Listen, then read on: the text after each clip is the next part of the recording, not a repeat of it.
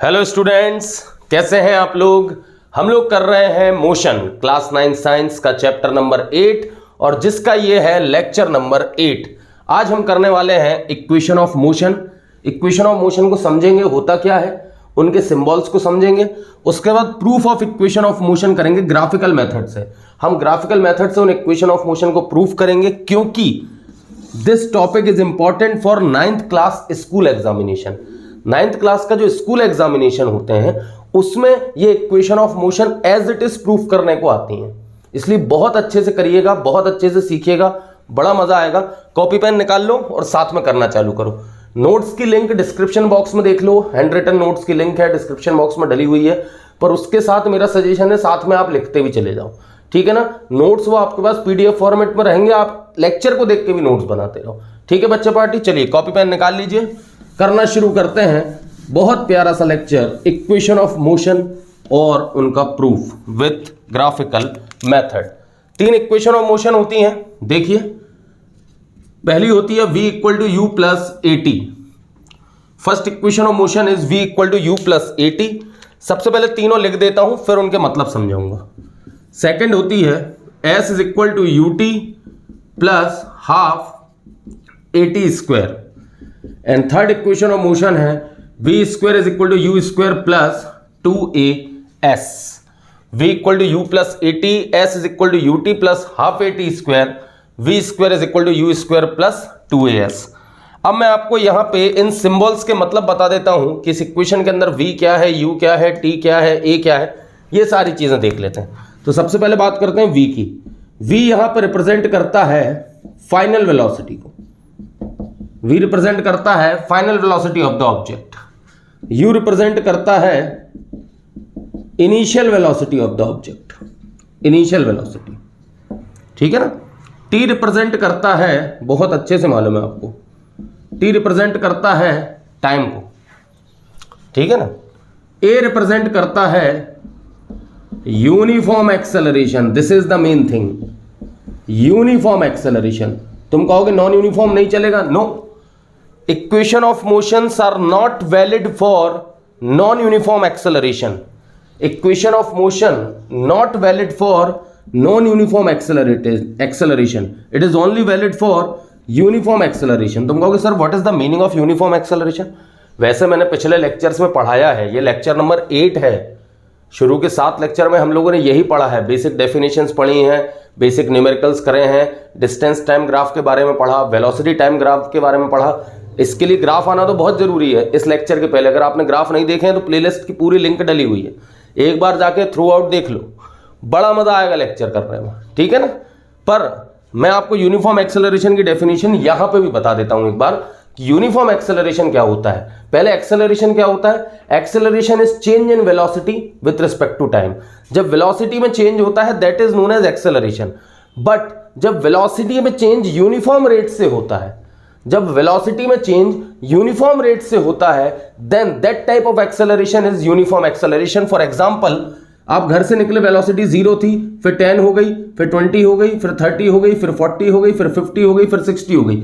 हर एक सेकंड में वेलोसिटी 10 बढ़ी है, 10 मीटर पर सेकंड हर एक सेकंड में बढ़ी है। देखो तो वेलोसिटी चेंज तो हो रही है पर velocity is changing eight uniform rate, velocity is changing eight uniform rate. That this type of acceleration is known as uniform acceleration.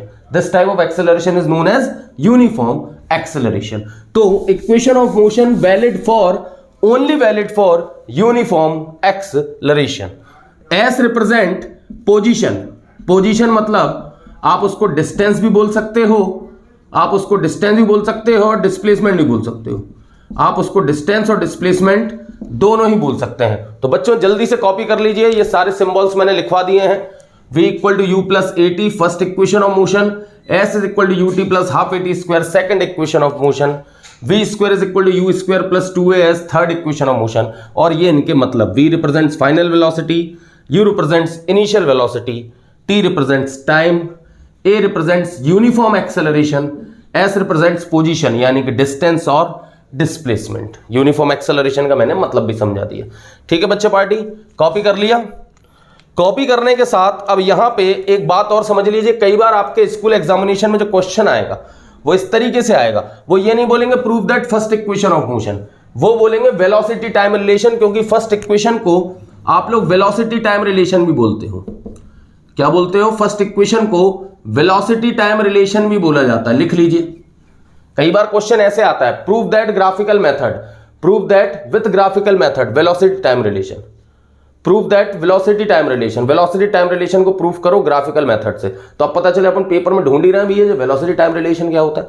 Velocity time relation is the first equation of motion, ठीक है ना। यहां पे S represents position, तो second equation को बोला जाता है position time relation, second equation को पोजीशन टाइम रिलेशन भी बोला जाता है। क्वेश्चन इस तरीके से ही पूछा जा सकता है कि prove that position time relation. और थर्ड इक्वेशन का नाम, थर्ड इक्वेशन में आपको टाइम दिख रहा है कि टाइम नहीं दिख रहा, तो थर्ड इक्वेशन का नाम होता है velocity position relation, velocity position relation. Check कर लीजिए, फर्स्ट इक्वेशन को बोलते हैं velocity time relation, second equation को बोलते हैं position time relation, and third equation को बोला जाता है velocity position relation, velocity position relation. ये भी इनके नाम होते हैं, आप इस नाम से भी इनको प्रूफ कर सकते हैं, इस नाम से भी क्वेश्चन आता है। First equation, second equation, third equation, velocity time relation, position time relation and velocity position relation. ठीक है बच्चा, चलिए तो डेरिवेशन की शुरुआत करते हैं बढ़िया तरीके से, इत्मीनान से डेरिवेशन की शुरुआत करते हैं। एक एक डेरिवेशन को बहुत तरीके से और धीरे धीरे करके बताएंगे, कोई जल्दबाजी नहीं है, ठीक है ना। थोड़ा सा इंपॉर्टेंट टॉपिक है स्कूल एग्जामिनेशन के पॉइंट ऑफ व्यू से। अगर आप ओलंपियाड्स या एनटीएससी वगैरह में जाएंगे तो वहां तो न्यूमेरिकल्स आते हैं, हमको इक्वेशन ऑफ मोशन यूज करना आना चाहिए न्यूमेरिकल में, उसके लिए भी अलग से लेक्चर आएगा, पूरे एनसीईआरटी सॉल्यूशन का लेक्चर भी आएगा, ग्राफिकल न्यूमेरिकल्स का लेक्चर भी एक अलग से आएगा। पर ये मैंने इसलिए अलग बनाया, मेरे को लगता है कि ये भी आना चाहिए, न्यूमेरिकल्स तो आते ही हैं, डेरिवेशन भी हमें आना चाहिए, ठीक है ना बच्चे। तो चलिए फर्स्ट इक्वेशन ऑफ मोशन का हम डेरिवेशन करते हैं। v equal to u plus a t को प्रूफ करके लाना है, ये हमारा टारगेट है। v equal to u plus a t को हमें प्रूफ करके लाना है। यस, मैं बिल्कुल ऊपर नहीं निकला। चलिए ग्राफ बनाता हूं।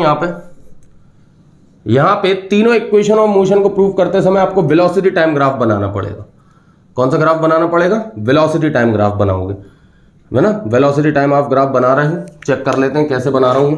ये देखिए, ये ग्राफ बनाया मैंने। इस ग्राफ का मतलब है उस ऑब्जेक्ट के पास पहले से कुछ इनिशियल वेलोसिटी रही होगी। जिन लोगों ने ग्राफ नहीं पढ़े हैं प्लीज ग्राफ का लेक्चर जरूर देखें, सॉरी। उसके पास पहले से कुछ इनिशियल वेलोसिटी रही होगी u, यहां पे उसकी वेलोसिटी कुछ रही होगी। मैं एक्सेस को थोड़ा सा और बढ़ा दूं, ये मैंने v कर दिया, इधर भी बढ़ा देता हूं थोड़ा सा, ये टाइम कर दिया, ठीक है ना। और ये ग्राफ थोड़ा सा ऊंचा बना देता हूं जिससे क्लियर दिखे आप लोगों को, थोड़ा बड़ा बड़ा लिख देता हूं, ठीक है। अच्छा, ये मैंने ग्राफ बना दिया, ठीक है ना, ये बना दिया। This graph represents uniform acceleration, this graph represents uniform acceleration in VT graph.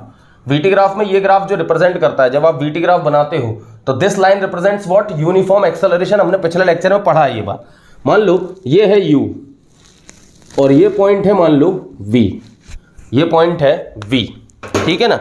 आपको first equation of motion proof करना है। आप सबसे पहले ग्राफ ड्रॉ कर लीजिए तरीके से। ये नीचे तक आपने लाइन पॉइंट करा, ये पॉइंट था मान लो t, ये पॉइंट था t, आपने डैश करके इसको मिलाया, ठीक है ना।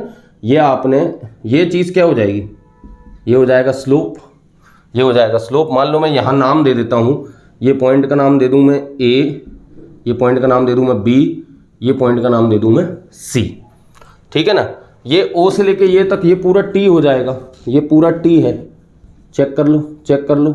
ये पॉइंट t है तो यहाँ से लेके यहाँ तक पूरा t है, ये कंप्लीट, ये यहाँ से लेके यहाँ तक u है, यहाँ से लेके यहाँ तक का पूरा डिस्टेंस v है। ये देखो, ये पूरा v होगा, ये वाला यहाँ इस पॉइंट तक का जो मेजरमेंट होगा यहाँ से वो पूरा v होगा, इस पॉइंट तक का जो मेजरमेंट होगा वो u होगा। तो अब आप समझ रहे होगे ये छोटा वाला मेजरमेंट क्या निकलने वाला है, ये छोटा वाला मेजरमेंट क्या निकलने वाला है। ये वाला पॉइंट देखो, इस वाले पॉइंट का यहाँ से मेजरमेंट क्या निकलेगा? v निकलेगा, ये अपन ने इस पॉइंट को v नाम दिया हुआ है। और इस वाले पॉइंट का यहाँ से मेजरमेंट क्या निकलेगा? u निकलेगा। तो ये वाली लेंथ क्या निकली? v में से u को माइनस कर दो, ये वाली लेंथ क्या निकली? v माइनस u, ये वाली लेंथ क्या निकली? v minus u। ये t था तो ये एज इट इज ये लाइन भी क्या हो जाएगी? ये लाइन भी हो जाएगी आपकी t। फिर से ग्राफ को समझा देता हूं। ग्राफ आप लोग भी मेरे साथ बना लीजिए, थोड़ा सा कॉम्प्लिकेटेड है पर फिर भी एक बार सीखने की कोशिश करते हैं कि सबसे पहले हमने ग्राफ बनाया, ये ब्लू कलर की जो लाइन दिख रही है, इस पॉइंट को नाम दिया u, this represents object having some initial velocity, object having some initial velocity. After time t its velocity becomes v, after time t its velocity becomes v, after time t उसकी velocity v हो गई है, ठीक है ना। ये हमने graph बना लिया। इस ग्राफ को मैंने डैश करके नीचे तक लाया तो ये पूरी लेंथ v हो जाएगी, ये वाली पूरी लेंथ u हो जाएगी, तो ये डिफरेंस कितना हो गया v माइनस u, ठीक है ना, और ये t है, ठीक है ना। अब हम जानते हैं एक लाइन हम बहुत अच्छे से जानते हैं, वी नो दैट, यहाँ थोड़ा सा डिस्टर्बेंस आ रहा है, सॉरी बच्चों, थोड़ा सा डिस्टर्बेंस आया था, लिख लीजिए। यहाँ पे सॉल्व करते समय हमें लिखना चाहिए वी नो दैट, तुम कहोगे हम तो नहीं जानते, बट लिखने में क्या जा रहा है, लिखते ही हैं। We know that slope of VT graph, बताइए मेरे साथ बोलिए क्या देता है।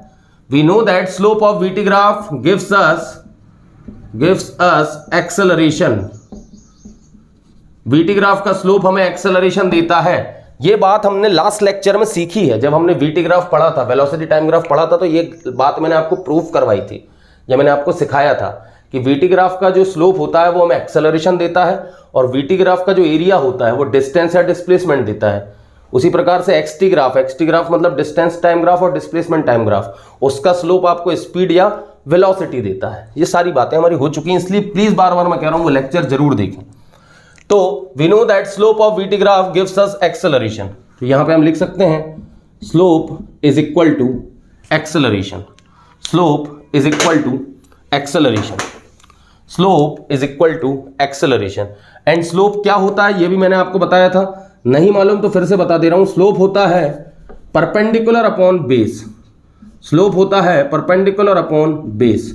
तो ये this is the symbol of perpendicular, this is the symbol of perpendicular, ये परपेंडिकुलर का सिंबल है, आप लोगों को मैंने अब बता दिया, याद रखिएगा, ऐसे शॉर्ट फॉर्म में लिख देते हैं।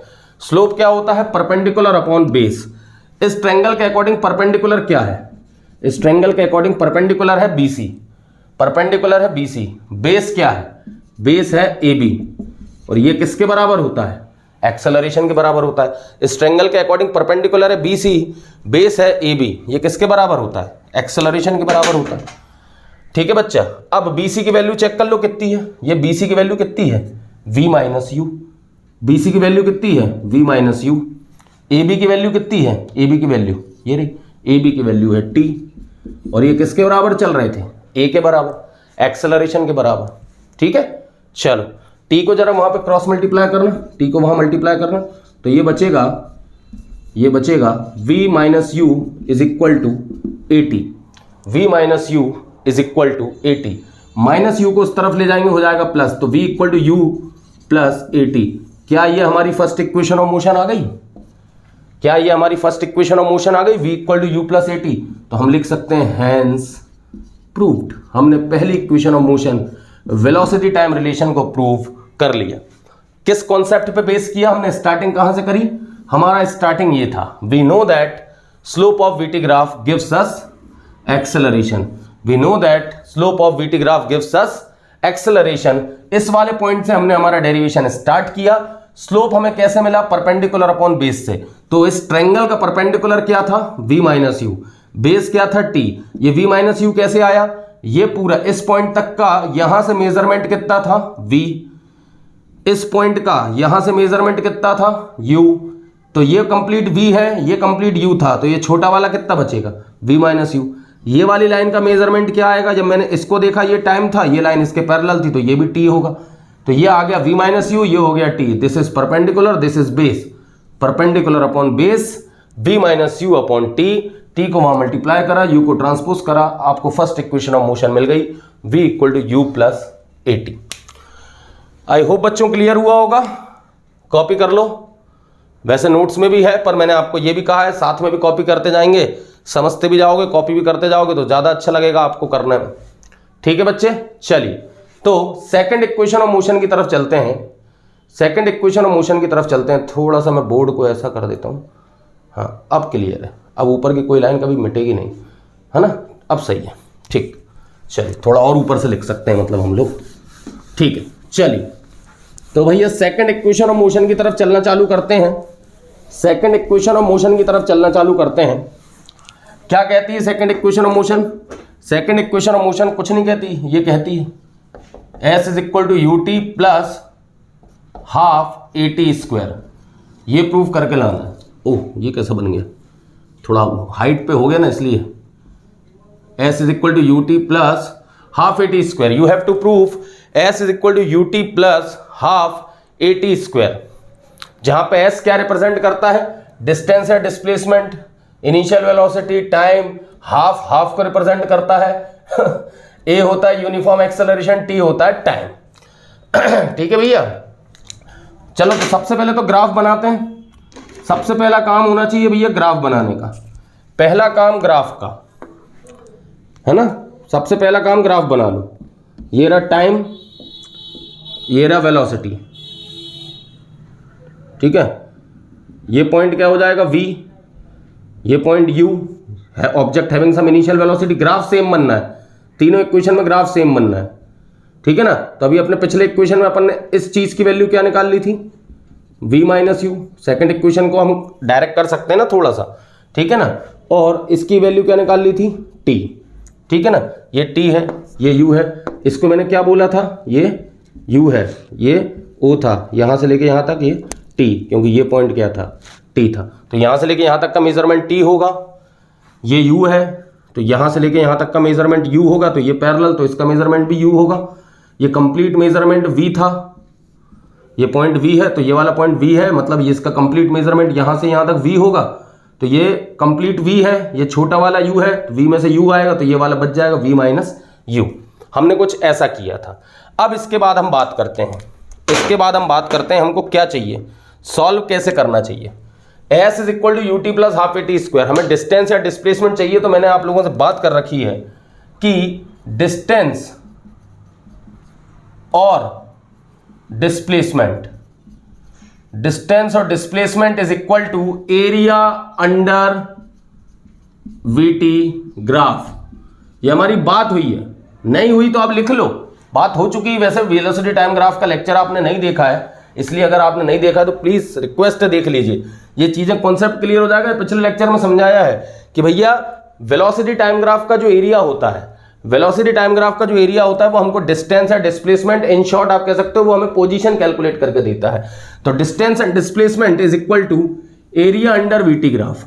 एरिया अंडर वीटी ग्राफ मतलब मैं उसको शेडेड कर देता हूं रेड कलर से शेड कर रहा हूं कि वीटी ग्राफ के अंदर कौन सा एरिया आता है।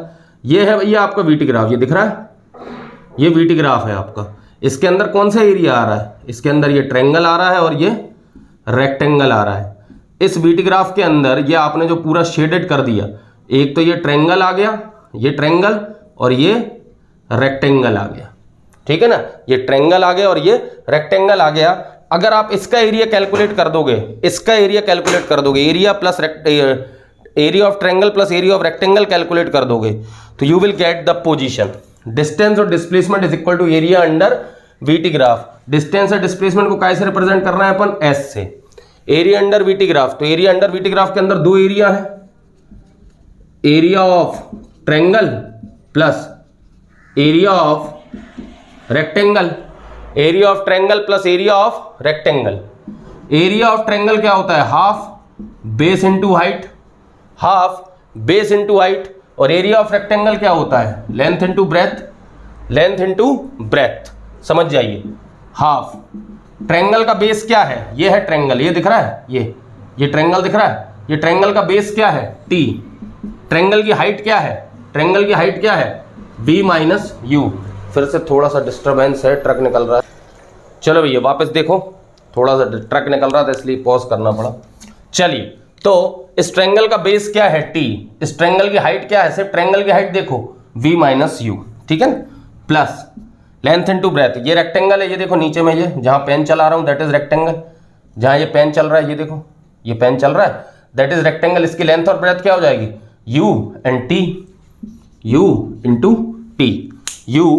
T, उसकी लेंथ इंटू ब्रेथ हो जाएगी। तो अब इसको थोड़ा सा अरेंज करके लिख लेते हैं, UT plus half into T into V minus u.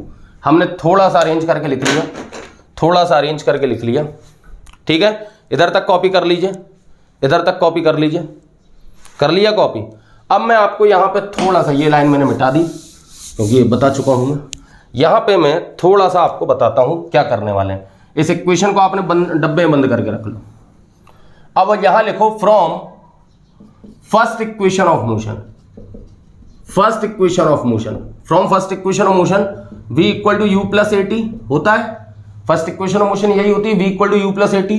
तो v minus u equal to कितना हो जाएगा, v minus u is equal to a t. अगर मैं u को यहां ट्रांसपोज कर दूं तो ये हो जाएगा v माइनस यू। तो v माइनस यू को क्या लिख सकते हैं, ए टी। यहां पे आपके पास कहीं v माइनस यू है, ये v माइनस यू लाओ और यहां पे पुट कर दो। आपने फर्स्ट इक्वेशन ऑफ मोशन से क्या निकाल लिया, v equal to u plus a t था, आपने u को यहां ट्रांसपोज करा v minus u, v minus u is equal to a t. यहां पर इस v माइनस यू को उठाना है और कहां पुट कर देना है, इसकी जगह जैसे ही पुट करोगे आपको सेकंड इक्वेशन ऑफ मोशन मिलने लगेगी। कैसे, देखो s is equal to u t plus half into t. v minus u की जगह क्या पुट कर देना है, v माइनस यू की जगह पुट करो a into T, a into t. v minus u की जगह आपने पुट कर दिया a इंटू टी।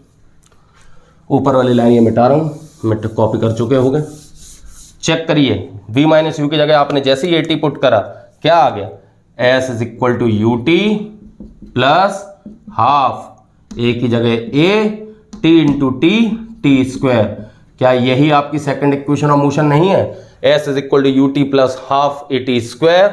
तो दैट इज हैंस प्रूव्ड, ये हैंस प्रूव्ड कर दिया हमने। s is equal to u t plus half a t square, ये second equation of motion proof हो गई। चेक कर लीजिए, चेक कर लीजिए। चलिए थर्ड इक्वेशन ऑफ मोशन की तरफ आगे बढ़ रहे हैं, थर्ड इक्वेशन ऑफ मोशन की तरफ आगे बढ़ रहे हैं। आई होप बच्चों क्लियर हो रहा होगा, आई होप क्लियर हो रहा होगा। स्कूल एग्जामिनेशन के लिए इंपॉर्टेंट टॉपिक है। न्यूमेरिकल सॉल्व करते समय आपको डेरिवेशन नहीं करना, ये बात तय है, पर डेरिवेशन आना चाहिए, डेरिवेशन आना बहुत जरूरी है। अब हम थर्ड इक्वेशन ऑफ मोशन करने जा रहे हैं। थर्ड इक्वेशन ऑफ मोशन है v square is equal to u square plus 2as, v square is equal to u square plus 2as। इसको वेलोसिटी पोजीशन रिलेशन भी बोलते हैं, इसको हम वेलोसिटी पोजीशन रिलेशन ही बोलते हैं। सबसे पहले ग्राफ बनाते हैं। आप देख रहे होगे इस इक्वेशन में, इस वाली इक्वेशन में टाइम नहीं है, इस वाली इक्वेशन में टाइम नहीं है, मतलब आपको समझ जाओ, आपके पास यदि टाइम आएगा तो आपको उसको क्या करना पड़ेगा, आपको उसको एलिमिनेट करना पड़ेगा, सब्सटीट्यूट करना पड़ेगा। मान लो ये वाला पॉइंट v है, ये u है, object having some initial velocity but after time t, ये o है, but after time t its velocity becomes v, this point. ठीक है ना, यहाँ पे मैं नाम दे देता हूँ, दिस इज o, ये a, ये b, ये c। ये पॉइंट का नाम है a, इस पॉइंट का नाम है b, इस पॉइंट का नाम है c, इस पॉइंट का नाम है o। ठीक है ना, ये आपको क्या दिख रहा है, एक ट्रेपेजियम दिख रहा है, देखो ट्रेपेजियम, ये रही दो पैरेलल साइड्स और ये डिफरेंट साइड, ये है ना, ये एक ट्रेपेजियम दिख रहा है। अब आपको मालूम है डिस्टेंस या डिस्प्लेसमेंट मिल जाने की s किसके बराबर होता है, s बराबर होता है एरिया अंडर वीटी ग्राफ। तुम कहोगे भैया पिछली वाले में भी तो यही करा था, हाँ इसमें भी यहीं से शुरुआत करनी, क्योंकि यहाँ पे s है तो हम यहीं से शुरुआत करते हैं, क्योंकि वेलोसिटी का कोई रिलेशन हम पे है नहीं एज सच। ठीक है ना, पर हम इससे शुरुआत करेंगे तो हम यहाँ तक पहुँच जाएंगे, एरिया अंडर वीटी ग्राफ।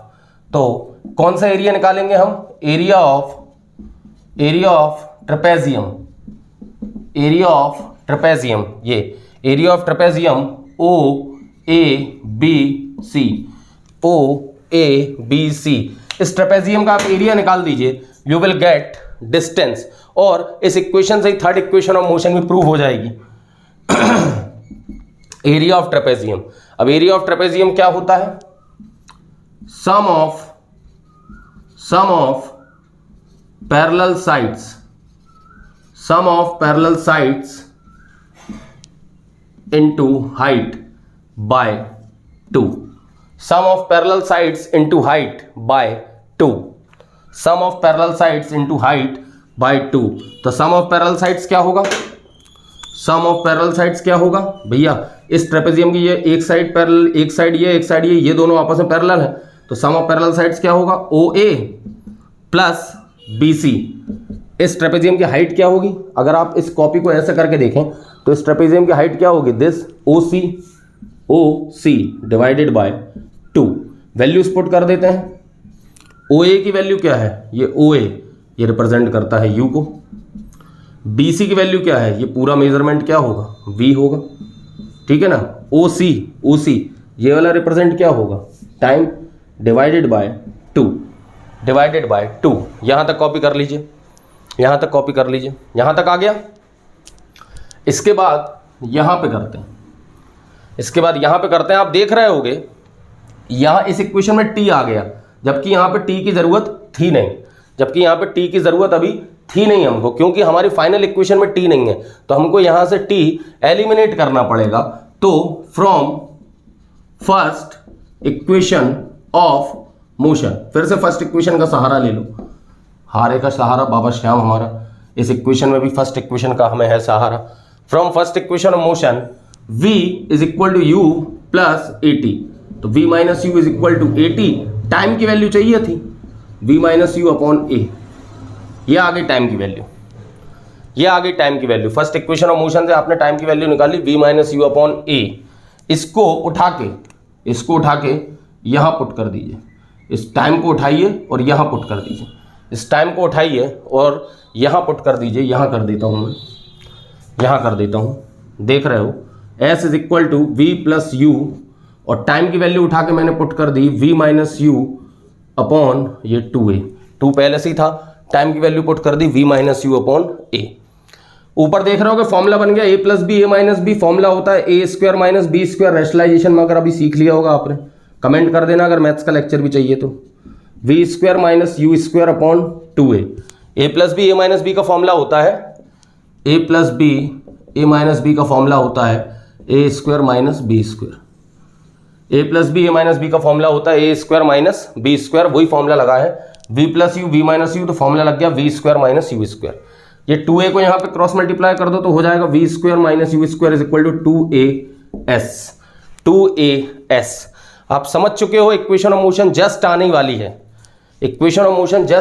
है, यहां पे कर रहा हूं, चेक कर लो, v square minus u square is equal to 2as, यहां पे कर रहा हूं, चेक कर लो, यहां पे कर रहा हूं, देख लो, जैसे यू स्क्वायर यहां लिखोगे, ट्रांसपोज करोगे, v square is equal to u square plus 2as, v square is equal to u square plus 2as, यही आपकी थर्ड इक्वेशन ऑफ मोशन थी, मतलब आप प्रूव कर चुके हो, हैंस प्रूव्ड। हमने क्या करा, हमने ग्राफ बनाया, एरिया ऑफ ट्रेपेजियम निकाला। हमने जो first equation of motion prove करी थी उसमें हमने स्लोप वाला कॉन्सेप्ट लिया, हमने second equation of motion prove करी, उसमें एरिया अंडर वीटी ग्राफ लिया, तो ट्रायंगल और रेक्टेंगल का एरिया ले लिया। थर्ड इक्वेशन में भी हमने यही वाला कॉन्सेप्ट यूज करा, एरिया अंडर वीटी ग्राफ, और उसके अंदर हमने किसका ले लिया, एरिया ऑफ ट्रेपेजियम ले लिया। एरिया ऑफ ट्रेपेजियम क्या होता है, sum of parallel sides into height divided by 2 sorry extremely sorry. तो ये है फॉर्मूला ट्रेपेजियम के एरिया का, हमने उसमें वैल्यूज पुट करी, सॉल्व करा, और हमारे पास थर्ड इक्वेशन ऑफ मोशन आ चुकी है। तो बच्चों आई होप मजा आया होगा, परफेक्टली आ गई, एग्जाम में आए तो बढ़िया से करके आना है। अब मजा आएगा हम लोगों को, क्योंकि अब हमारे सारे हथियार तैयार हैं, अब हम न्यूमेरिकल्स पे अटैक करेंगे, ठीक है ना। तो नेक्स्ट लेक्चर से आप लोगों के न्यूमेरिकल चालू हो जाएंगे। चलिए तो एक बार बढ़िया से रिवाइज कर लीजिए पूरे नोट्स को, सबसे शानदार, क्योंकि जितनी स्ट्रॉन्ग थ्योरी होगी उतने अच्छे न्यूमेरिकल होंगे। मिलते हैं बच्चों, थैंक यू वेरी मच।